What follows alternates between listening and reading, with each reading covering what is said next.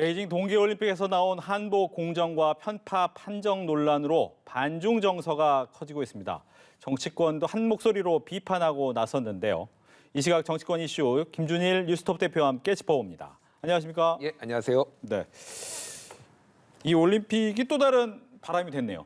예, 뭐 지금 뭐 예상하신 뭐 정치 평론가 분들도 있더라고요. 뭐 한 달 전 정도에 편파 판정 일어나면은 이거 여당한테 불리할 수 있다. 아하. 뭐 이런 전망을 하신 분들도 있는데 이게 뭐 현실이 됐습니다. 그래서 지금 뭐 이거에 대해서 지금 뭐 여야 뭐 주자 가릴 것 없이 한 목소리를 내는 거는 좀 일반적인 현상이에요. 네. 2002년을 한번 돌이켜 보시면은 그런 비슷한 맥락들이 있었어요. 당시에 2002년에 솔트레이크 시티 올림픽에서 김동성 선수가 안톤 오노 선수의 헐리우드 액션으로 인해 이제 탈락을 하면서 금메달을 못 따면서 약간의 반미 감정이 있었고 그다음에 효수님 이선희 소위 말하는 참사 사건이 있었잖아요. 그런 다음에 어떤 일들이 있었냐면은 이거에 대해서 정치권에 막 요구가 있었어요. 예를 들면은 부시 대통령이 직접 사과해야 된다. 뭐 이런 것들을 근데 여야 가릴 것 없이 예를 들면 노무현, 이회창 모두가 한 목소리로 주장을 했거든요. 네. 그러니까 이거는 지금 이를테면 중국의 편파 판정에 대해서 대선 주자들이 항의하거나 불만을 터뜨리거나 이런 거에 대해서 성토를 하는 거는 너무 자연스러운 현상이다. 어떻게 보면은 옛날에 사례를 봤을 때도 그렇고 그렇게 네. 볼 수가 있겠습니다. 특히 이제 2030에 대한 표심이다라는 얘기가 나오는 것이 평창 동계올림픽 때 생각하면 남북 단일팀 때 이제 2030의 반발이 조금 컸지 않습니까? 예. 이번에도 공정한 심판을 요구하는 목소리에서 좀 유사한 부분이 좀 있다고 볼 수가 있어요. 그렇죠. 근데 이게 그렇다고 2030만 지금 이거한테 이 중국의 편파 판정에 이제 화가 났느냐? 저도 화가 났거든요. 그렇죠. 아니죠, 그거는. 예, 그러니까 네. 모두가 지금 화가 난 상황이니까 거기에 정서에 조응하는 것은 맞고 다만 그 부분에 더 민감한 분들이 이제 2030 세대라고 이제 추정이 되는 거죠. 네. 그러니까 그 부분은 이제 묵과할 수 없다. 이건 목소리를 내야 된다라는 게 이제 각 캠프의 판단인 겁니다. 예. 하지만 이제 좀 눈에 띄는 부분은 민주당 같은 경우는 그동안 중국에 대한 여러 가지 정책적인 부분을 찾아본다면 조금은 직접적인 대결을 피하겠다라는 느낌을 많이 받았었는데 이번에는 좀 바뀌었다 이렇게 느껴집니다. 왜 그럴까요? 그러니까 뭐 이제 이재명 후보 같은 경우에 지금 발언이 세졌어요. 네. 예, 그래서 세계일보와의 인터뷰에서는 불법 조업 중국어선 우리 영해를 침범해서 하는 그 어선에 대해서 격침할 수도 있다. 예. 이렇게 얘기를 했어요. 이제 납포를 하거나 뭐 이런 것도 사실은 이게 보통 일이 아닌데, 그렇죠. 예, 이거 격침할 수 있다라는 거는 아무래도 소위 말해서 이제 친중 공세, 그러니까 야당의 친중 공세에 대해서 좀 대응을 한다라는 거고, 네. 이게 사실 이제 그 정서라는 게 이를테면 특히 이제 그 반중 정서가 지금 광범위하잖아요. 그 실제 뭐 예를 들면은 뭐 여론조사 이런 것도 있었어요. 지금 미국하고 중국하고 갈등이 벌어지면은 누구를 지지하겠느냐라고 했을 때 국민의 90% 이상이 미국을 지지하겠다. 이 정도로 그러니까 반중 정서가 좀 강하거든요. 그 전체적으로 그 부분이 하나가 있고 또 하나는 이 반중 정서의 그 핵심에는 뭐냐면은 할 말을 하는 이런 나라가 돼야 된다라는 거예요. 네. 이게 뭐냐면은 그러니까 이 2030 세대의 특히 이제 특징인데 뭐냐면은 그 눈 떠보니 선진국 뭐 이런 책도 있습니다. 그러니까 우리는 날 때부터 굉장히 선진국이고 잘 사는 나라인데 왜 중국한테 이렇게 목소리를 못 내느냐라는 거에 대해서 2030이 좀 자존심을 상해한다든지 이런 불만들이 있는 거예요. 그 부분에 있어서 좀 강하게 이제 하겠다라는 그래서 이재명 후보의 목소리가 대체적으로 보면은 할 말은 하는 대통령이 되겠다라는 게 요 며칠 사이에 계속 나오고 있어요. 네. 그 부분이. 윤석열 후보 측 같은 경우에는 뭐 최근에 보니까 문재인 정부가 그동안 중국에 너무 고분고분했던 것 아니냐라는 얘기도 하는 것 같고 또 얼마 전이었죠. 젊은이들이 중국에 대한 감정이 좋지 않다. 이것 때문에 좀 약간의 논란이 있었지만 현 상태에서 보면 좀 미리 선제적인 공격을 잘한 것 아니냐라는 부분도 보인단 말이죠. 그러니까 분명히 지금 상황이 윤석열 후보한테 그렇게 나쁘진 않은 거는 맞습니다. 근데 이제 이런 겁니다. 2002년에 다시 좀 사례를 말씀드리면 그때 그 장갑차 사망 사건 범국민 대책위원회 이런 데에서 양 모든 후보들한테 서명을 좀 해달라. 그 서명의 내용이 소파 개정. 주한미군 주둔에 관련한 법률 그리고 뭐 부시 직접 사과 이런 것들을 했는데 이회창 후보가 여기 서명을 했거든요.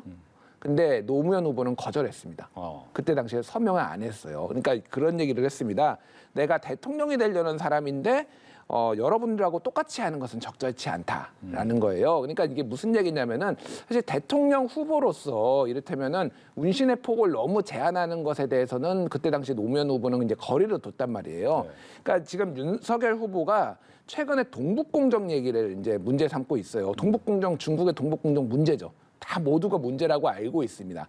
근데 이제 왜 이거를 삼느냐라고 하면은 예를 들면 사드 배치 막 이런 것까지 가면은 이제 복잡한 외교 사안인데 동북공정 같은 경우에는 이게 훨씬 더 항의를 하기가 쉽다라는 거예요. 그런 부분에서 오히려 보면은 그런 이미지는 가져가지만은 오히려 약간 더 조심스러워하는 지금 윤석열 후보는 너무 반중에 강한 이미지에 갇히는 것을 오히려 약간은 경계를 하고 운신의 폭을 살짝 넓히려는 게 오히려 아닌가.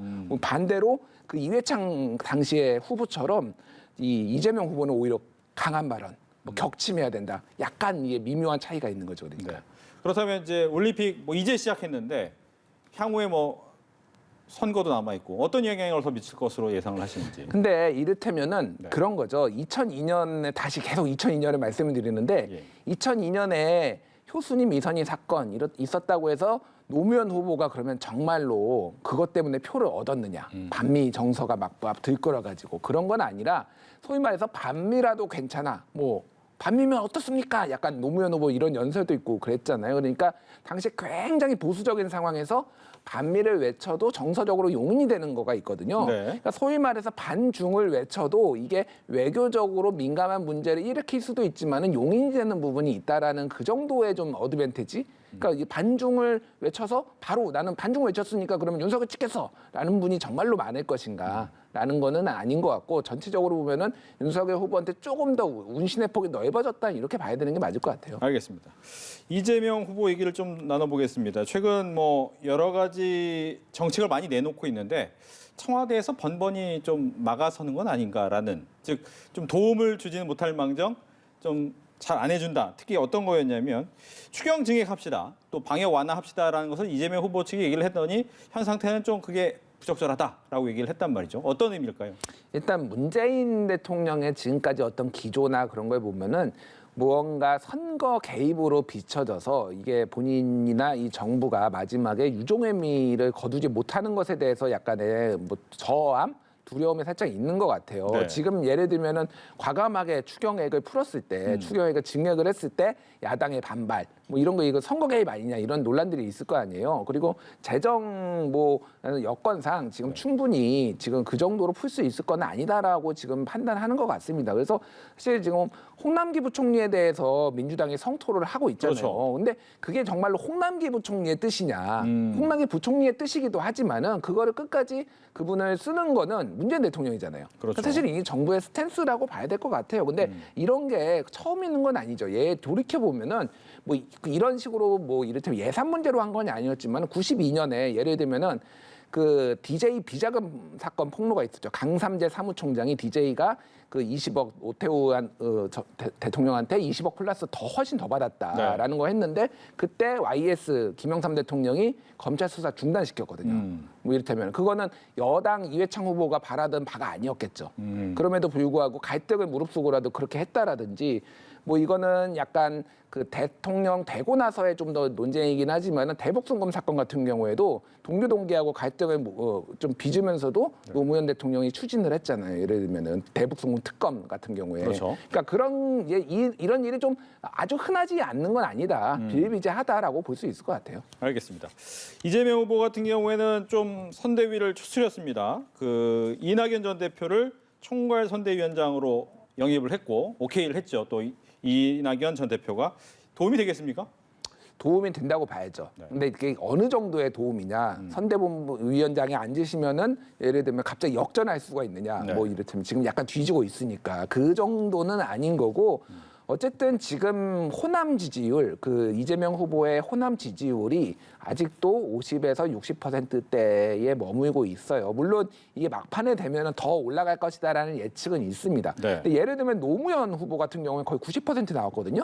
그런 거에 봤을 때는 아직 격차가 있는데 좀 호남 민심을 좀 더 끌어오는 데는 분명히 도움이 되겠죠. 아무래도 상징성이 있는 분이니까. 그리고 어떤 이낙연 전 대표의 어떤 뭐라고 할까 중량감, 중후함, 무게감 이런 게 이재명 후보의 어떤 가지지 못한 부분을 보완해주는 측면은 분명히 있을 겁니다. 네. 그래서 이제 이낙연 전 대표는 아마 선대위원장이 되면서부터 어떤 문제를 먼저 해결해야 될까를 고심을 많이 했을 것 같아요. 그런데 첫 번째 꺼낸 게 부인 김혜경 씨 문제에 대해서 진솔한 사과하는 것이 필요하다라고 얘기를 했단 말이죠. 이건 어떤 영향을 줄까요? 이게 일단은 한마디로 얘기하면은 그 야당이 880개 녹취록 가지고 있다고 얘기했잖아요. 지금 그 A 씨 7급 갑질을 당한 것으로 알려진 A 씨의 녹취록이 880개가 국민의힘이 가지고 있다. 하루에 20개씩 풀면은요 30일 금방 갑니다. 그렇죠. 한 달 가네요. 한 달 가는 거예요. 그러니까 이거에 대해서 이런 뭐 소위 말해서 살라미 전법이라고 여당 우상호 본부장은 얘기를 했는데 이런 것들을 막기 위해서라도 본인들이 주도하기 위해서라도 추가 폭로가 별로 의미가 없게 네. 다 인정하는 거. 지금까지 나왔던 의혹 그리고 앞으로 터질 의혹까지 이런 부분까지 있었을 거다. 좀 부족한 점이 있었다라고 하는 거고 그게 예전에 김건희 씨가 이미 그러니까 윤석열 후보 배우자 김건희 씨가 이미 했던 방식이에요. 네. 허위 이력 났을 때 결국은 다 사과하고 다 나머지 이제 당이 팩트 체크 뒤에서 해주고 뭐 이런 부분이잖아요. 결국은 그렇게 지금 벤치마킹하면서 갈 것이다라는 거고 그 시점은 얘기를 지금 당내에서 저도 얘기를 좀 들었는데 이번 주를 넘기지 않을 것이다. 아하. 왜냐하면은 다음 주부터는 후보 등록이고 공식 선거운동 월요일까지 후보 등록이고요. 그렇죠. 화요일부터 공식 선거운동 시작하거든요. 이게 다음 주까지 넘어가 버리면 판세 끝난다라는 게 민주당 내부의 지금 생각입니다. 그러니까 내부를 좀 추스려야 되는데 보면 이제 추미애 전 장관 같은 경우에는 김혜경 씨 관련된 거 사실 아니다 이런 얘기도 하고요. 여기에 또 강병원 의원 같은 경우에는 어설픈 변명이 더 화를 키운다. 안에서도 좀 목소리가 달라요. 그러니까 사실인 것과 사실이 아닌 게 섞여 있겠죠. 근데 지금 강병원 의원이 그러니까 최고위원이 얘기를 했던 거는 그런 의미예요. 하나하나씩 대응을 하다 보면은 사람들한테는 헷갈리는 거예요. 그리고 야당의 공세가 무리하다라는 것보다는 그냥 의혹이 되게 많구나 이 사람들이라는 게 매일 이어질 수가 있다. 그러니까 한 번에 그냥 다 털고 정리하고 인정할 건 다 인정하고 추후에 예를 들면은 무리한 공세에 대해서는 다시 대응하는 방식으로 이렇게 하는 게 좋겠다라는 게 강병원 최고의 이제 생각인 거죠. 그렇다면 말씀하신 걸 종합하게 된다면 과거 김건희 씨가 직접 화면에 나와서 사과하는 방식으로 예. 김혜경 씨 역시도 이번 주 안에 할 것이다. 저는 그러니까 이게 민주당에서 그렇게 고민을 하고 있다라는 얘기를 제가 들었고요. 그 방식이 김혜경 씨 방식이 됐지. 근데 화면에 나오는 거는 거의 확정적인데 네. 이재명 후보가 옆에 서 있을지 안 서 있을지까지도 고민을 지금 하는 단계라고 합니다. 예. 알겠습니다. 어떤 식으로 이 문제를 해결을 해야 될지 이번 주에는 해결을 하겠다라는 것이 목표다. 알겠습니다. 이제 여론조사 보면 이제 이재명 후보 지지율이 정체긴 한데 이 정체되는 이유 중에 하나로 샤이 이재명.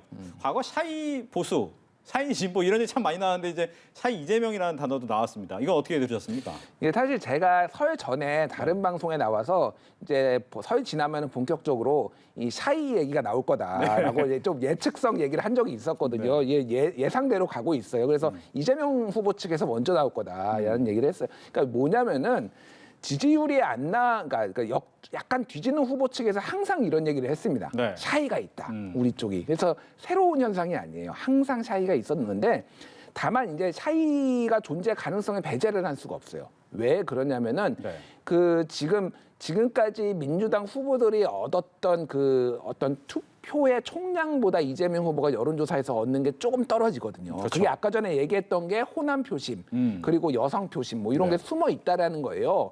근데 그 가능성을 배제를 할 수가 없는데 예. 이분들이 그러면 투표 당일날 끝까지 나는 이재명을 당선시키기 위해서 나오겠다라고 지금 할 만한 상황이라는 거예요. 그러니까 물론 범진보 진영 이를테면 윤석열보다는 이재명이 낫다 이렇게 생각하시는지만은 본인의 의사 표현을 명확하게 안 하시는 분들이 분명히 있을 거예요. 과거보다 많을 겁니다. 그거는. 근데 이분들이 투표 유인을 할 수 있게 지금 이 캠프가 만들었느냐. 네. 이재명 캠프나 민주당이 그 부분이 이제 미지 쓴 거죠. 제가 보기에는 그 정도까지는 아니다라는 거예요. 지금 최근에 뭐 이를테면은 뭐 SBS EJ PD 하차 논란이나 이런 게 민주당의 전통적인 가치하고 배치되는 거거든요. 언론 자유 강조하고 그러는데 그러면은 지금 샤이인 분들이 더 부끄러운 거죠. 끝까지 부끄러울 수도 있는 거예요. 그러니까 이 당의 지지를 하는 게. 네. 그러니까 그거를 아직 가능성은 이때 이게 현실화되는 것을 만들어내지는 못했다라고 보는 게 맞을 것 같고 샤이는 예전에 보면 두 가지 유형이 있었습니다. 예. 예를 들면은 하나는 내가 이 정당이나 후보를 지지함으로 인해서 불이익을 받을 것에 대한 두려움이 있어서 그게 옛날에 보수 정권 하에서 예를 들면은 한명숙 서울시장 선거 때 굉장히 지지율이 여론조사에서 낮았지만 박빙이었거든요. 네. 그게 약간 그런 현상이고 또 하나는 이 후보를 지지하는 게 부끄러워. 이게 이제 샤이 트럼프였습니다. 그게. 네. 그게 실제 나타난 거예요. 그렇죠. 그러면 샤이 이재명은 어느 쪽이냐?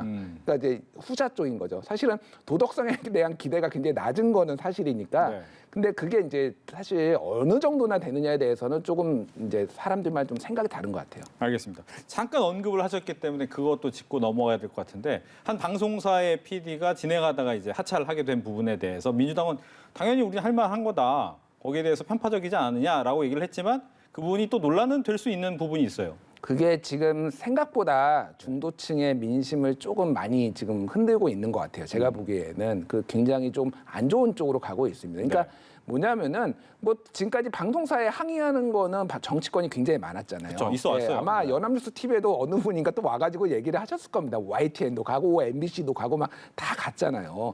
근데 이제 이거를 그 지금 알려진 바로는 그 민주당에서 이제 선거법 위반으로 뭐 고발하겠다 이런 것까지 이제 SBS에 이제 간 것으로 지금 언론 보도를 보면 그렇게 나오고 네. 그러니까 SBS가 전격적으로 해버린 거잖아요.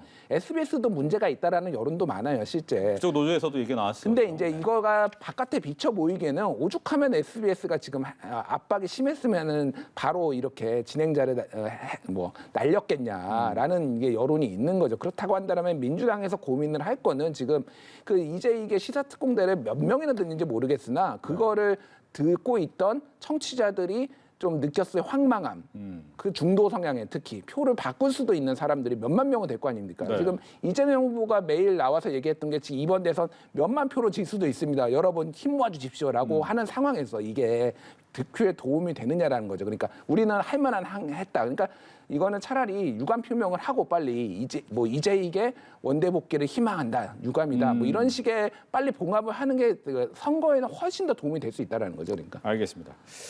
이제 또 노동계 표심도 굉장히 큽니다. 예. 그렇기 때문에 그 노동계 표심을 누가 잡느냐에 대한 고민도 굉장히 많았을 텐데 한국노총은 이재명 후보를 지지한다라고 얘기를 했어요. 정의당에서는 조금 아쉽다. 여기 반응은 하긴 했습니다만 이 부분은 어떻게 생각을 해야 될까요? 일단 그 정책을 놓고 서로 이제 점수를 매겼는데 그 심상정 후보가 제일 높게 나왔다고 합니다. 그래서 강민진 청년 정의당 대표가 좀 불만도 터뜨렸어요. 점수는 제일 높게 나왔는데 심상정 후보가 왜 이재명 지지하냐? 그렇죠. 지지를 안 해주니까. 예.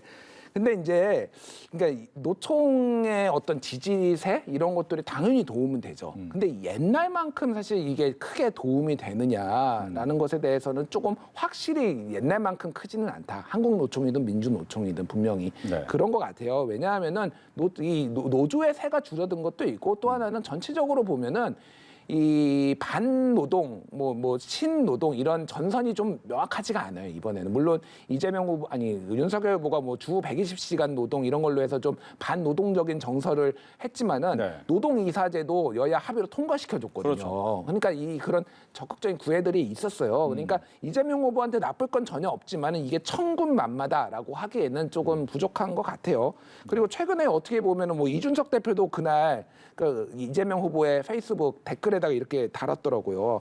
반노동 행위를 공무원한테 강요하고 뭐 이런 것을 안 하는 게 노동 존중이다라는 네. 게 그 김혜경 씨 수행을 했던 그러니까 정확하게는 그 7급 공무원, 네. 그러니까 김혜경 씨를 수행한 건 아니죠. 원래 공식적으로는 어쨌든 그 비서실에 있던 7급 공무원한테 갑질한 거 이런 거에 대해서 지적을 한 건데 네. 이런 부분들이 사실은 악영향을 끼칠 수도 있다. 전체적으로 보면 상쇄될 수도 있다. 이런 한국노총의 지지와 이렇게 볼 수도 있겠습니다. 알겠습니다.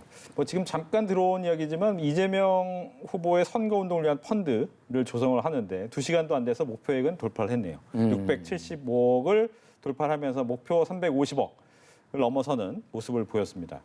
아마 이제 펀드 얘기하면 이제 아마 정치 자금, 정치 돈이 많이 들어가는 선거이기 때문에 저는 이제 노무현 대통령 때 이 저금통 노란 저금통이었나요? 돼지 저금통이 가장 먼저 떠오르지만 계속해서 변화는 있습니다. 돈을 모은 방식에 대해서. 그러니까 뭐 이거는 사실은 정치 자금을 모은다기보다는 이거 펀드는 돌려주는 거거든요. 그렇죠. 그러니까 이거는 한마디로 얘기하면 좀 붐을 일으켜 보겠다. 열망을 좀 같이 이렇게 지지자들하고 같이 좀 일으켜 보겠다라는 거고요. 지금 이재명 후보 지지자들의 열망은 정말 강합니다. 제가 뭐 여러분들을 만나봐도 강한데 그게 중도층까지 확장이 안 되는 게 지금 문제예요. 그러니까 정말로 되게 절실하더라고요. 그러니까 그런 부분들이 이렇게 2시간 만에 완판 뭐 네. 이게 이제 그런 배경이 있을 겁니다. 알겠습니다. 이제 야권 단일화 얘기로 좀 넘어가 보겠습니다. 국민의힘 같은 경우도 안철수 후보에게 러브콜, 또 이재명 후보의 러브콜도 있었습니다. 근데 이재명 후보는 조금 전에 나온 기사를 보니까 나도 알지도 못한 러브콜이 있었느냐라고 얘기를 해서 약간 선긋기는 하지만 일단 왜 이렇게 안철수 후보에 대한 러브콜이 계속 있습니까? 뭐 두 가지인 것 같아요. 오늘 그 안민석 의원 이제 특보 단장을 맡고 민주당. 계시죠. 네, 이재명 후보의. 민주당에서 그래서 정말로 진지하게 단일화를 지금 보는 분들이 있다. 안철수, 이재명 단일화를 보는 네. 분들이 있다. 이런 말씀도 하셨어요. 근데 민주당의 전체적인 기류는 정말로 합칠 가능성이 있나? 그거보다는 이제 윤석열 후보랑 합치는 거를 조금 막는 방식으로 견제다, 견제구. 견제구 쪽으로 좀 더 많이 생각하시는 것 같아요. 그리고 지금 보면은 삼자 구도가 조금 더 민주당한테는 이재명 후보한테는 유리하다라고 보는 분들이 더 많은 것 같습니다. 예. 92년 대선에서 그때 이제 정주영 후보까지 삼자 구도였잖아요. 김영삼, 김대중, 정주영. 그때 김대중 캠프에서 생각을 했던 게 그 정주영 후보하고의 단일화까지 사실은 내부적으로 검토를 했다고 하는데 그걸 안 한 이유가 이 정주영 후보가 나오는 게 김영삼 후보의 표를 더 많이 가져가서 해볼 만하다. 삼자 구도가 더 낫다라는 판단이 서 있었다라는 거예요. 그래서 단일화를 안 했다라는, 그러니까 추진을 안 했다라는 겁니다. 지금도 사실은 정세 분석을 하시는 분마다 다르겠지만은 대체적인 의견은 삼자 구도가 그나마 이재명한테 낫다라는 거거든요. 그렇다라고 하면 이거는 견제용이라고 봐야 되겠죠. 예. 그런데 이준석 대표가 던지는 건 견제구입니까 뭡니까?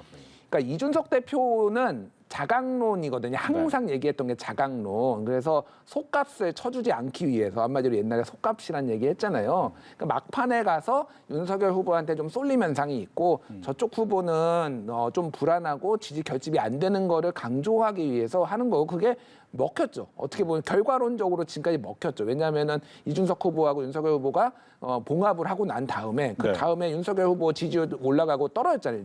그 안철수 후보 떨어졌잖아요. 그런 거를 본다라면은 아무래도 그 전략이 이 끝까지 단일화를 하든 안 하든 끝까지 갈 것이고 만에 하나 단일화를 추진을 한다라면은 이준석 대표는 나는 반대하지만은 후보의 뜻을 존중하겠다라고 하면서 한 발 물러서는 방식으로 그 전까지는 끝까지 안철수 후보한테 견제구를 날리는 방식으로 진행이 될 것 같습니다. 네.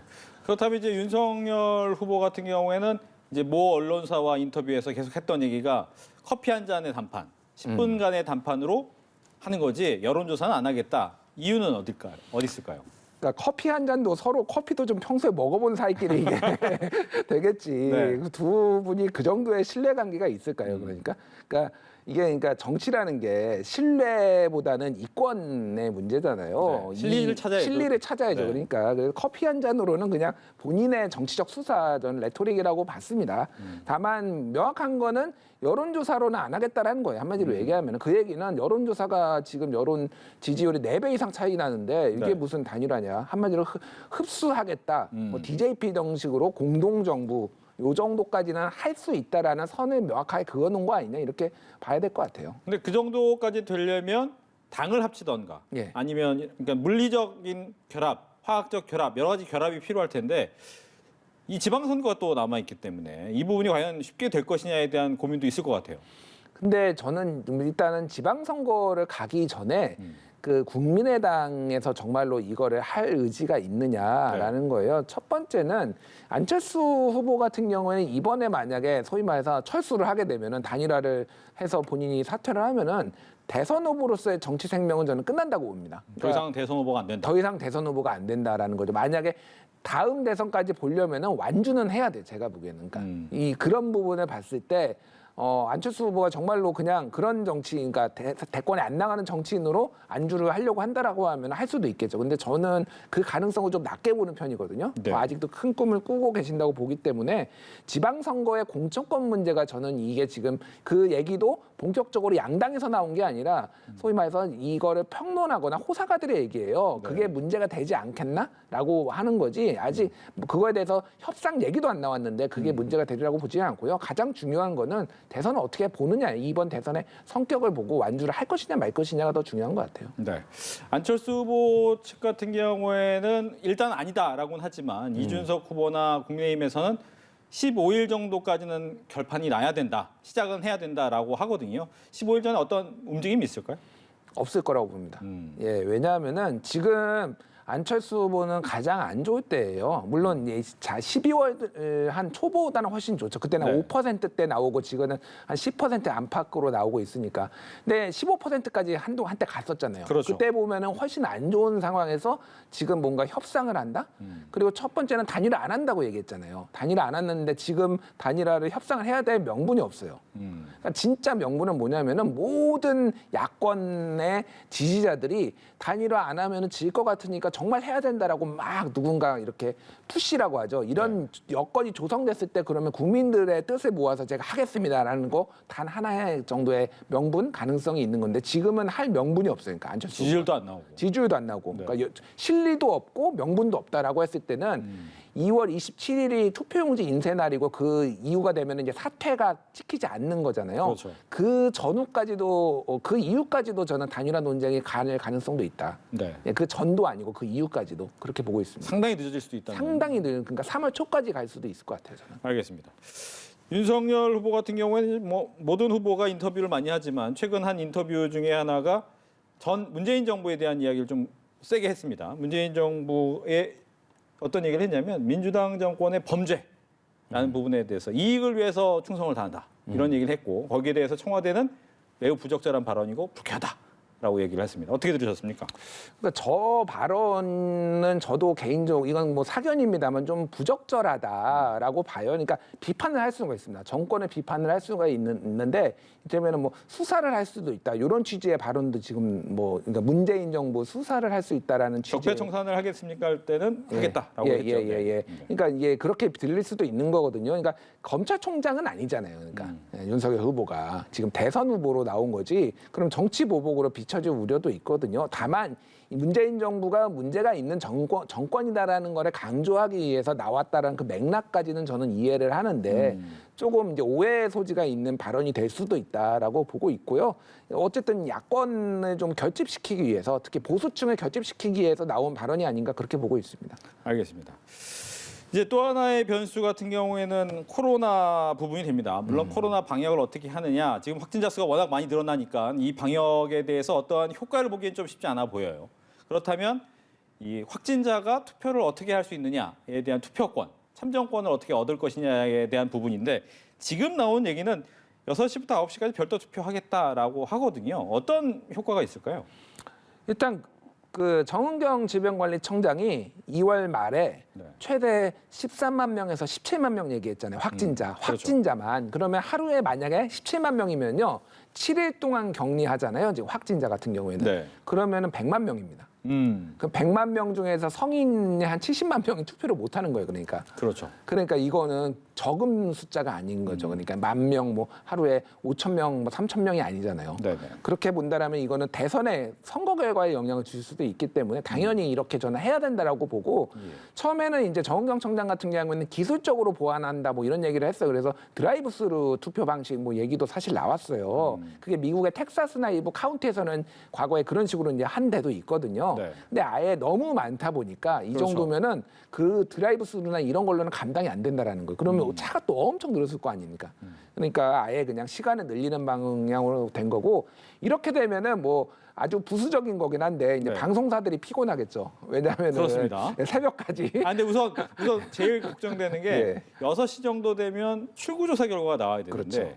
출구조사 결과를 9시에 그럼 할 것이냐라는 생각이 우선 들 것이고 예. 그다음에 보통은 개표가 됐을 때 새벽 한두 시면 답이 좀 나와야 되는데 그렇죠. 다음 날 아침까지 가야 되는 거 아니냐. 그러니까 옛날에 2000년대 초반이 새벽 4시, 5시 돼야 윤곽이 났었잖아요. 그렇죠. 그때가. 그 다시 이제 그때로 가는 거죠. 그러면 이제 야근을 좀 많이 하셔야 되겠다. 밤샘 근무를 하셔야 되겠다라는 건데 뭐 그게 중요하겠습니까? 하루 그렇죠. 고생하면 되고요. 다만 참정권을 얼마나 이제 보장하는 거냐 이게 중요한 것 같아요. 그래서 6시부터 9시까지 늘린다고 해서 근데 그 시간에 예. 그 많은 사람들이 예를 들면 확진자가 그 당시에 지금 예상으로는 10만 명 정도가 될 수도 있다고 하면 예. 과연 그 3시간을 늘린다고 해서 도움을 얼만큼 줄 것이냐, 다 할 수 있느냐에 대한 고민도 있을 거란 말이에요. 근데 이게 왜냐하면 전국에 상계돼 있잖아요. 한 지역에만 이를테면은 100만 명이 오는 게 아니라 전국에 있다라고 보면은 3시간 정도면은 저는 충분하다고 봅니다. 좀 다 엄격하게 하더라도. 그래서 1시간이 아니라 3시간까지 늘린 거는 시간이 걸리는 거를 좀 감안을 한 것 같아요. 어쨌든 그런 부분은 굉장히 이제 중요한 부분이고 예. 저는 이게 이제 어떤 영향을 미칠 것인가 정치적 영향으로 본다라면은 네. 글쎄요, 이게 그러니까 격리된 분들의 정치적 성향이 따로 뭐 여야가 따로 걸리는 건 아니잖아요. 그렇죠. 네. 그렇긴 한데 이게 여당한테 딱히 유리할 것 같지는 않다, 사실은. 알겠습니다. 예, 그런 생각은 드는데 뭐 아주 대세에 영향을 줄 것 같지는 않습니다. 지금 뭐 밑에 하단 자막으로 뉴스 속보가 나가고 있는데 어떤 내용이냐면 이제 공수처가 윤석열 후보에 대해서 4건에 대한 혐의가 있었습니다. 그 중에 한 가지에 대한 건데 한명숙 전 총리의 모해위증 수사 방해에 대해선 무혐의 처리를 처음으로 결론을 내렸습니다. 어떤 의미가 있을까요? 그러니까 뭐 이제 한마디로 얘기하면 한명숙 사건 그 한명숙 전 총리가 이제 뭐 유죄를 받았는데 그게 검찰이 증거를 그 뭐 위증을 이제 하게 했다라는 거를 윤석열 검찰총장 체제에서 그거를 재조사를 하는 상황에서 그거를 방해를 했다라는 거잖아요. 네. 그거가 근데 이제 무혐의가 났다라는 거는 한명숙 총리 사실 그 실체적 진실하고는 직접적인 관련은 없습니다. 그러니까 그게 근데 이제 윤석열 총장이 그거를 그러니까 검찰을 보호하기 위해서 반대를 했느냐, 방해를 했느냐, 그 얘기거든요.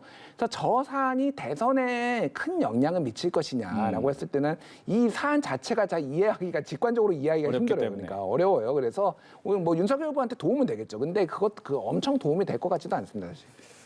또 한 가지는 이제 공수처가 그동안 했던 것 중에 결론 난 게 제대로 없어서 예. 거기에 대한 이제 부담감도 커질 것 같다라는 생각이 듭니다. 공수처 같은 경우에는 사실은 지금 뭐 여론이 진보도 보수도 중도도 왜 존재하느냐 저기 도대체 왜 뭘 하고 있는 것이냐에 대한 좀 의문점이 많이 있는 것 같아요. 그러니까 수사를 제대로 못한다. 일단은 뭐 정치적 편향성을 떠나서 제대로 한 게 아무것도 없다라는 생각들을 많이 가지고 계셔서 일단 뭐가 됐든 본인의 좀 존재감을 좀 증명을 하시는 게 좀 중요한 것 같습니다. 공수처는. 알겠습니다. 이렇게 해서 정치권 이슈를 김준일 뉴스톱 대표와 함께 이야기해봤습니다. 오늘 이야기 잘 들었습니다.